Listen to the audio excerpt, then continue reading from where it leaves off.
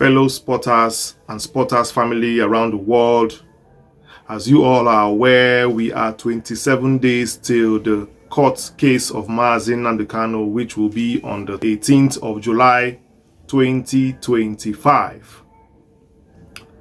And as you are aware also that Nnamdi Kanu is on trial for terrorism charges, 7-count charges.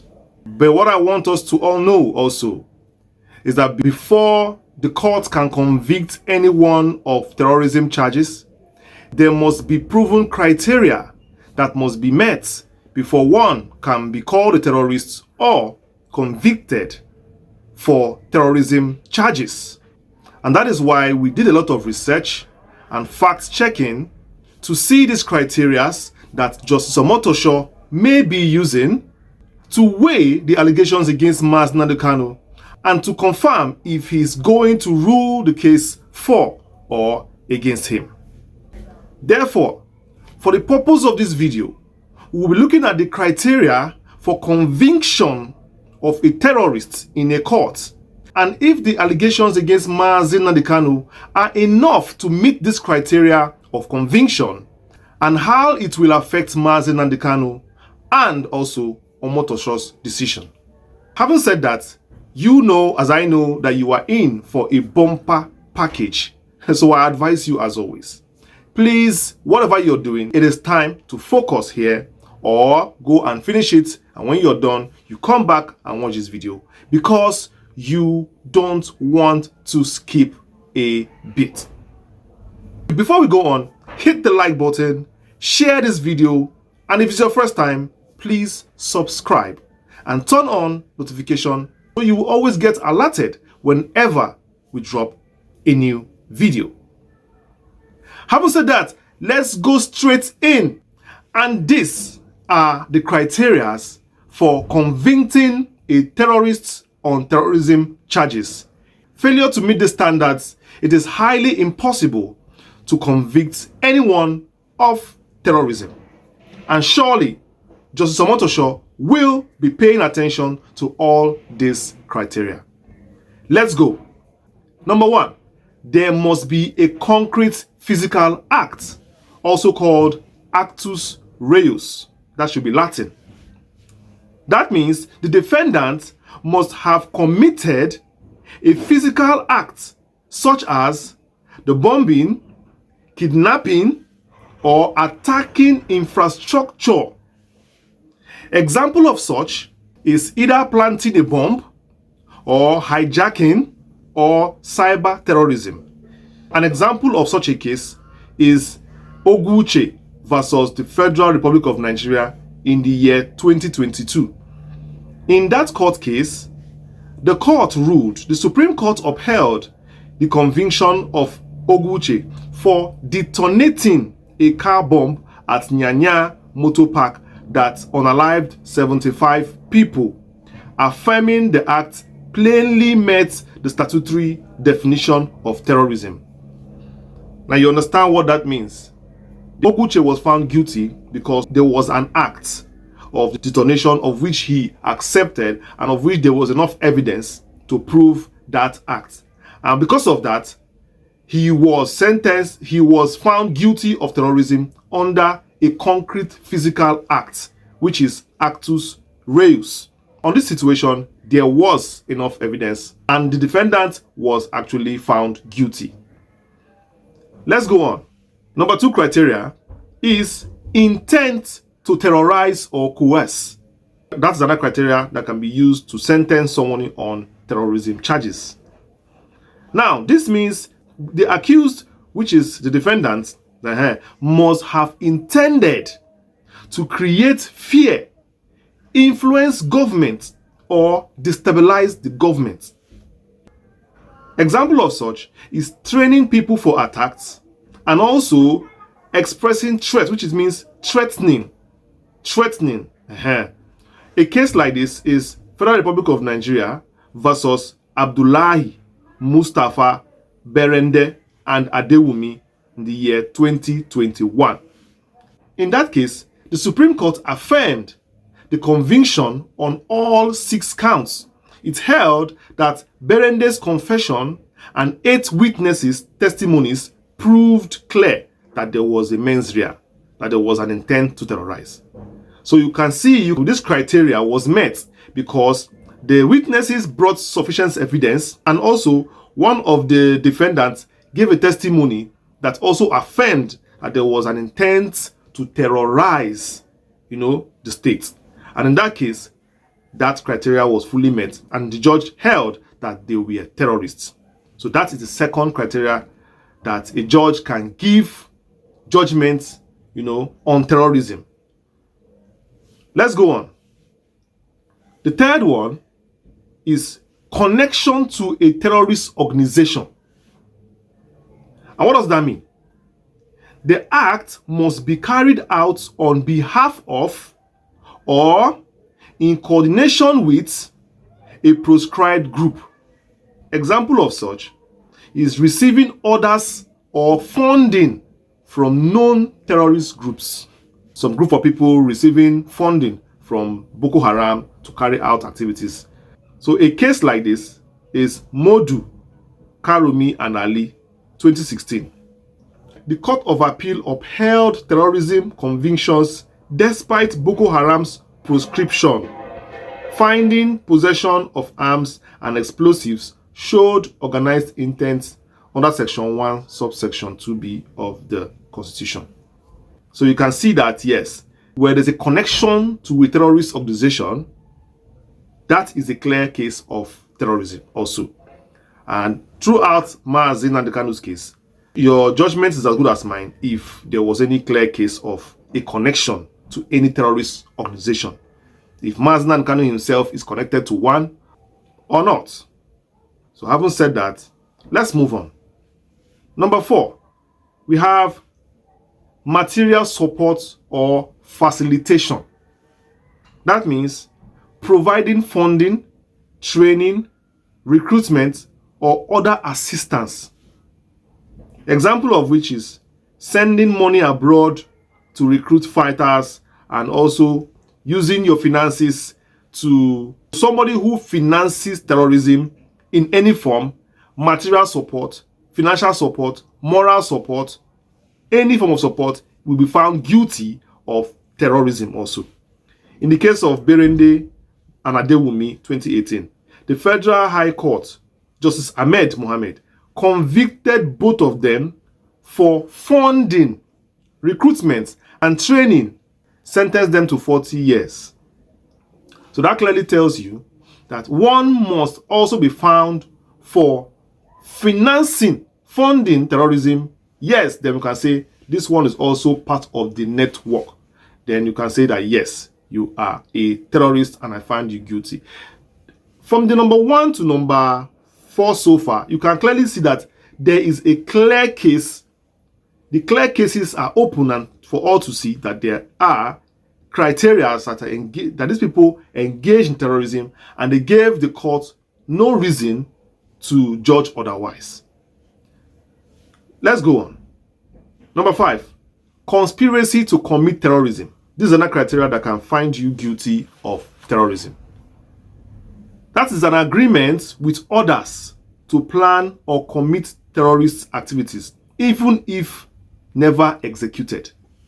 You understand? Conspiracy, meetings, discussions. Maybe you did not follow to do it, but you engaged in discussion once or twice. If you can recall, during the military regime, some army generals were also arrested for even hearing that there was going to be a coup. Because sometimes somebody must have met them and say, Oga, come and join us for this coup. We are sure that it's going to work. And he said, no, I'm not following you. Sometimes the army will even arrest you for the fact that you listened, that you heard what that man even said. Is already a problem. You're already a conspirator. That's how the army works. You understand? I doubt that may have been too far anyway, but that is an example of a conspiracy. Because in the army, they won't give them chance to defend themselves anyway. So that one is just the law, according to the military. Once you give an ear to it, you are part of it. But in civil terms, it must be proven that you were actually part of the discussion. Not that somebody came to just tell you and you passed away. Like he said, you must not be part of the execution, but the meeting alone is enough. So it's called conspiracy to commit terrorism. Now, Court of Appeal upheld the conviction of this Karumi under Section 17 for conspiracy. It found that the prosecution had proven agreement to commit terrorist offenses. So in this case, it was very obvious. The judge found out that there was enough evidence to prove that this person conspired to commit terrorism. And under this now, you can see that it met the criteria under the Constitution and they were convicted. Number 6, possession of weapons of explosives. That means holding or controlling firearms, explosives, or other terrorist tools. An example of this is an AK-47, grenade, and explosive device. A case of this is Modu, Karumi, and Ali in the year 2016. The Court of Appeal upheld their conviction under Section 1, subsection 2B of TPA for explosive possession, citing recovery of rifles, ammo, and detonations. I used to say it, Nnamdi Kanu was never found with weapons or explosives. The one that they brought to the court was a transmitter, of which till today, they say that the transmitter was covered with clothes. That matter is still shrouded in a lot of controversy. So definitely you can see that clearly if it's about that one, firearms possession and explosives, I think that Nnamdi Kanu will pass that criteria also. And I used to ask myself, as a terrorist, is he not supposed to have weapons that you found, exhibit to today? That is one of the major things you see with terrorists, at least. Let's go on. Number 7, civilian casualties or infrastructural damage. Very important. That means acts causing death, injury, or economic harm often elevate to terrorism. Example of which means bombing public events, destroying pipelines or other government infrastructure. A case of this was cited Federal Republic of Nigeria versus Charles Oka and Obi Nwabueze in the year 2018. The Federal High Court sentenced both to life imprisonment for Independence Day and Warri Day bombings and Warri bombings that killed civilians, finding all elements proved. I will not go too deep, but I know many can remember Oka and that Independence Day bombing that year. And this is also a criteria for someone to be found guilty in terrorism charge. Civilian casualties and infrastructure damage is also part of terrorism, according to the criteria. Also, number 8 criteria is reliable evidence. Forensics, confessions, and witnesses. Very, very important, because that is where this mass witness come into play, and other people. So where the prosecutors must provide credible proof for actus reus and mens rea. For example, like you have CCTV footages, forensic, credible witness testimony. Clear.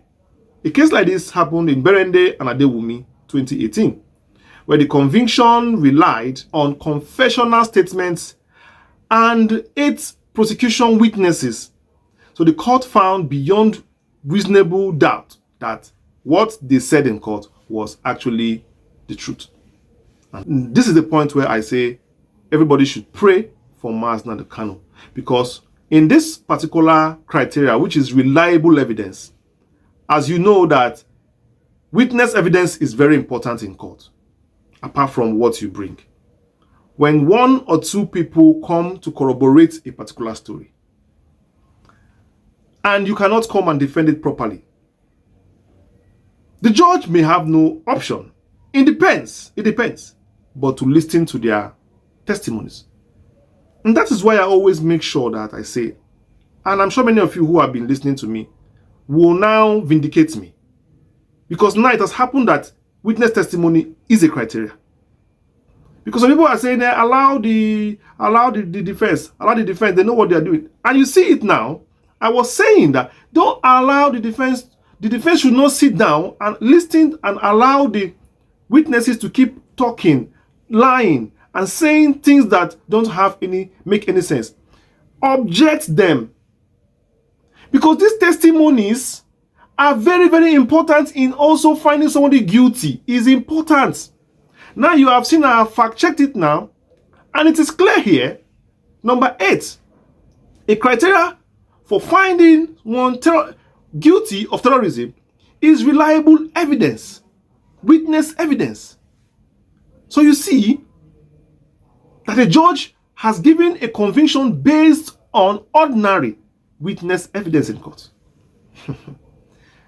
Don't play with your defense. You don't know what goes on in the politics of court. Always make sure you stand up and say objection, because silence is consent. Don't wait for cross-examination. What did I say? During cross-examination, they will do this. No. Don't wait for it. There are some things you may forget. There are some things you may forget to say then. There are some points you may forget to disclaim then. So on this number 8 now, please, I want everybody to please start praying, because definitely there are some things that the prosecution said and the defense did not object, waiting for their own cross-examination. And now, instead of cross-examining the witness, all they did was just to file a no-case submission. Personally, I have nothing against no-case submission, but I would have loved them rather to have just earlier, before that moment, have objected during the period where the witness was giving testimony, knowing very well that he had no intent to defend it, but to file a no-case submission. So knowing that they will fight, that they're not going to defend anything that the guy said, when he was saying it, that was time he should have updated some things he said, paving the way for your no-case submission to look more stronger, because you've already watered it down during objection. Do you understand? That's it. But let's go on. That is number 8. Number 9, lawfulness of statutes and commencement dates. Listen to this one. The act must be prosecutable under a valid law in force at that time. Example of such is applying Terrorism Act amended before the act was actually amended. So that means in Karumi versus Federal Republic of Nigeria 2016, the court clarified the 2013 Terrorism Prevention Act as amended took effect upon presidential assent of February 21, 2013, which validates the convictions for acts of post-amendment. This is based on technicality.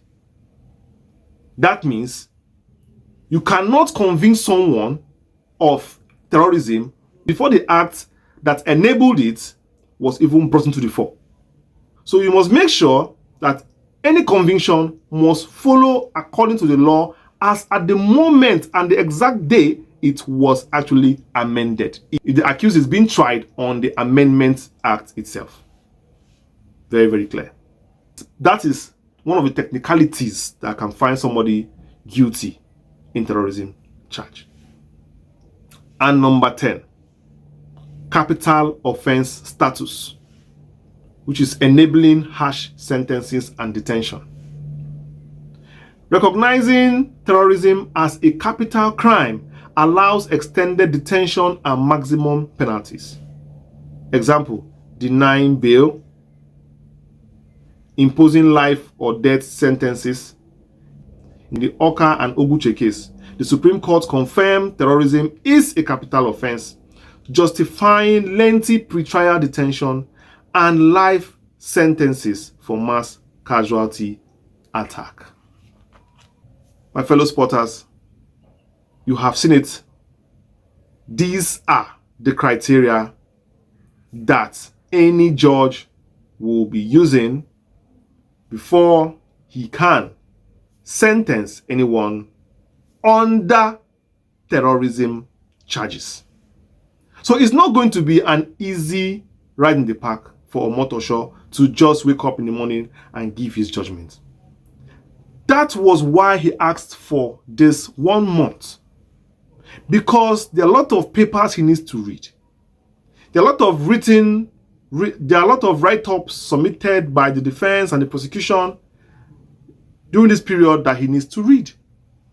That is why, since the defense filed a no-case submission, which is requiring him to give a judgment for them, of course, that is what they're trying to say, give us a judgment and close this case. Just okay, fine. If I will give you a judgment, give me time.